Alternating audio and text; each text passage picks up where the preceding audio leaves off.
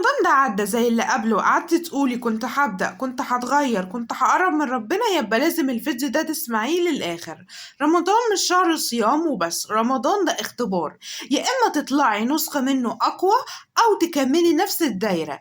السؤال مش هتختمي القرآن كم مرة، السؤال هتختمي القرآن بشخصية مختلفة ولا لأ. ليه رمضان أخطر فرصة في السنة؟ إحنا في العشرينات، أخطر مرحلة في حياتنا قراراتنا فيها بتحدد مستقبلنا كلها. رمضان مش بس شهر عبادة، ده شهر إعادة ترتيب الهوية. في رمضان نفس أضعف، قلبك ألين، الدعاء أقرب. يعني لو معرفتيش تتغيري هتتغيري إمتى؟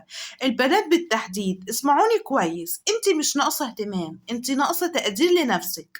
رمضان فرصة تبطلي تجري ورا قبول الناس، تبطلي تقارني نفسك بغيرك، تبني علاقتك بربنا قبل أي علاقة في حياتك. لأن البنت اللي قلبها متعلق بربنا مستحيل أي حد يكسرها.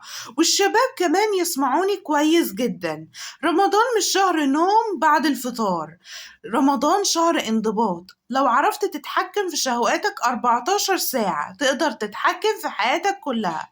رمضان بيعلمك تصبر، تقوم للفجر، تسيب اللي بتحبه علشان ربنا.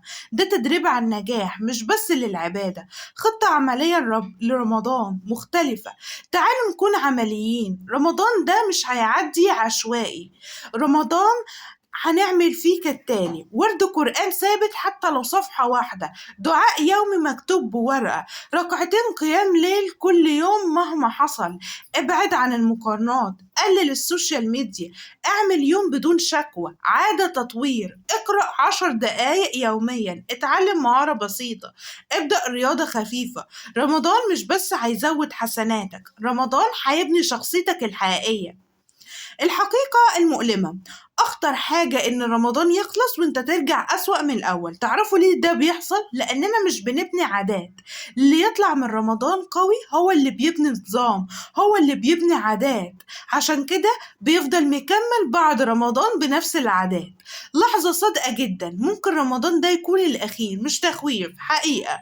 لو ده آخر رمضان في حياتك هتقضيه إزاي؟ سهر؟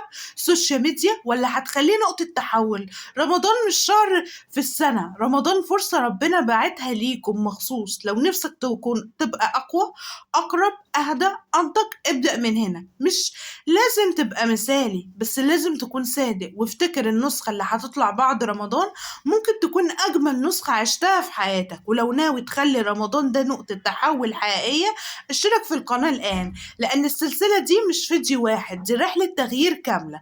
كان معكم الكوتش أماني، مدربة تحفيزية وبتساعدكم تكونوا نسخة أفضل من نفسكم. إلى اللقاء في الحلقة القادمة.